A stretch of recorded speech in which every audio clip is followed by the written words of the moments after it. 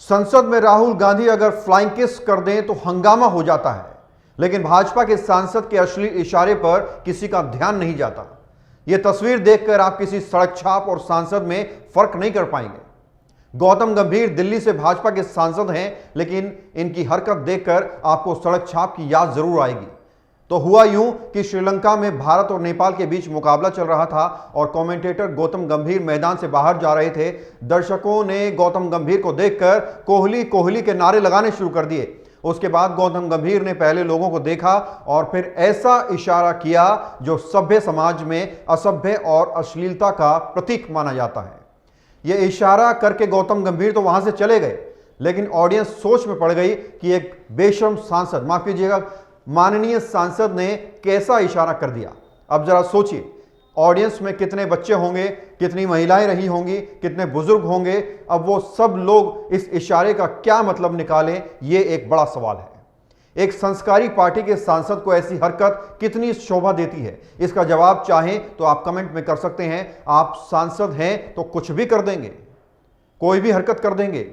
Reports के मुताबिक गौतम गंभीर और विराट कोहली के बीच कुछ सही नहीं चल रहा है। जैसे गौतम गंभीर की पार्टी कांग्रेस को पसंद नहीं करती, वैसे ही गौतम गंभीर विराट कोहली का नाम सुनना नहीं चाहते। इसलिए गौतम गंभीर विराट कोहली का नाम सुनकर कुछ ज्यादा ही गंभीर हो गए, ऐसा अश्लील इशारा कर दिया। ऐसा सोचता है, ऐसा सोशल मीडिया पर चल रहा है। गौतम गंभीर ने इस वायरल वीडियो पर सफाई देते हुए कहा कि जब मैं जा रहा था उस वक्त मैदान में मौजूद कुछ पाकिस्तानी फैंस भारत के खिलाफ नारे लगा रहे थे, जिसका मैंने जवाब दिया क्योंकि मैं चुप नहीं रह सकता। गौतम गंभीर के मुताबिक पाकिस्तानी फैंस के खिलाफ नारों के अलावा कश्मीर के बारे में कुछ बोल रहे थे, जिसके बाद उन्होंने उन लोगों को जवाब दिया। पूर्व भारतीय क्रिकेटर ने कहा कि अगर कोई भारत के खिलाफ नारे लगाएगा तो मैं जवाब दूंगा ही दूंगा।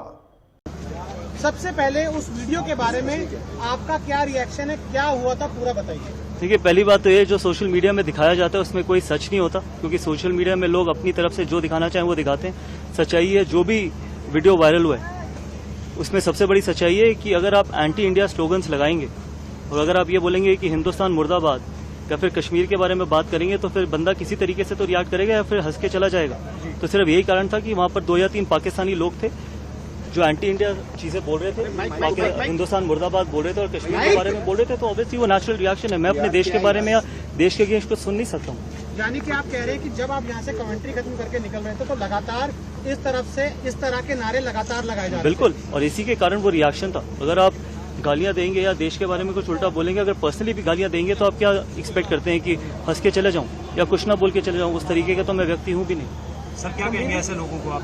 क्या देखिए, मैं इतना ही कहना चाहूंगा कि जब आप स्पोर्ट देखने आए, जब आप मैच देखने आए, तो आप अपनी टीम को सपोर्ट करिए, ठीक है। वहां पर कुछ पॉलिटिकल करने की जरूरत नहीं है, पॉलिटिकल रिएक्शन देने की जरूरत नहीं है, कश्मीर का मुद्दा उठाने की जरूरत नहीं है और हिंदुस्तान के बारे में गलत बोलने की जरूरत नहीं है। आप अपने देश को सपोर्ट करिए। वहां पर हिंदुस्तानी क्राउड भी था, वो अपने प्लेयर्स को सपोर्ट करा था, तो इसमें क्या खराबी है? आप मैच देखने आए ना, यहाँ पर कोई पॉलिटिकल तो कुछ भी नहीं हो रहा। तो आप अच्छे आराम से प्यार से अगर सपोर्ट करते हैं अपनी टीम को, तो उसमें क्या खराबी? सर, इसके अलावा भी और कुछ वहाँ से कमेंट्स आ रहे थे क्या? नहीं, सिर्फ इतने ही कमेंट्स आ रहे थे, इससे ज्यादा कुछ नहीं आ रहा था। तो मेरा मानना है कि सिर्फ इतना ही कहना चाहूंगा कि जब भी इंडिया पाकिस्तान खेले तो दोनों ही देश के क्राउड्स को मैं ये कहना चाहूंगा कि आप अपने देश को सपोर्ट करिए।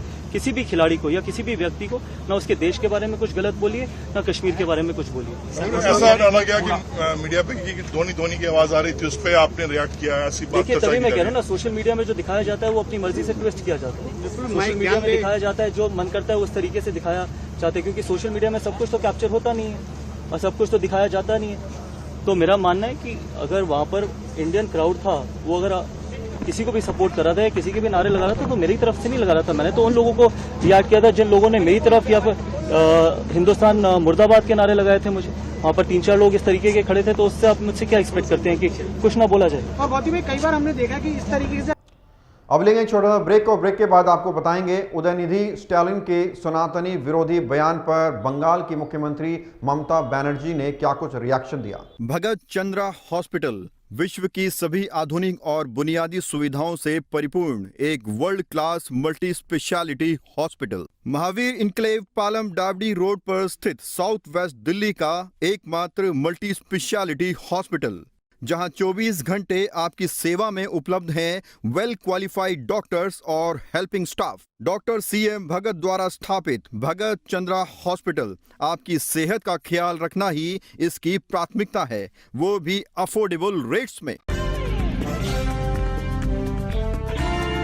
ब्रेक के बाद आपका स्वागत है। पश्चिम बंगाल की मुख्यमंत्री ममता बनर्जी ने सोमवार को सनातन धर्म पर तमिलनाडु के मंत्री उदयनिधि स्टालिन की हालिया टिप्पणियों को खारिज कर दिया और कहा कि सभी को ऐसी कोई भी टिप्पणी करने से बचना चाहिए जो किसी भी धर्म के लोगों की भावनाओं को ठेस पहुंचा सकती है। उन्होंने कहा, मैं इस बारे में बिल्कुल स्पष्ट नहीं हूं कि उन्होंने ऐसी टिप्पणियां क्यों की और किस आधार पर की। वह एक कनिष्ठ राजनीतिज्ञ हैं, इसलिए मैं उनकी कही गई बातों की निंदा करना चाहती हूं, लेकिन साथ ही में मैं यह भी कहना चाहती हूं कि हर किसी को इससे बचना चाहिए।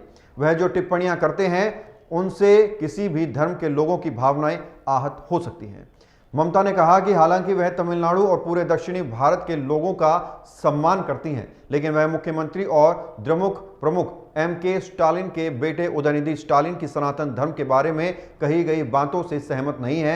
उन्होंने कहा, हमें यह भी याद रखना चाहिए कि हर धर्म के लोगों की अपनी भावनाएं होती हैं। भारत एकता और विविधता पर आधारित है, इसलिए यह हमारा कर्तव्य है कि हम किसी भी भावना को ठेस ना पहुंचाएं। उन्होंने यह भी कहा कि भारत सनातन धर्म के प्रति उनके मन में बहुत सम्मान है और उनका मानना है कि लोगों को वेदों से बहुत कुछ सीखना चाहिए। बहरहाल इस खबर में इतना ही। देश और दुनिया की तमाम खबरों के लिए आप बने रहिए हमारे साथ और देखते रहिए इंडिया टाइम 24 न्यूज। खबरों से खबरदार रहने के लिए चैनल को सब्सक्राइब करें और प्रेस करें बेल आइकन।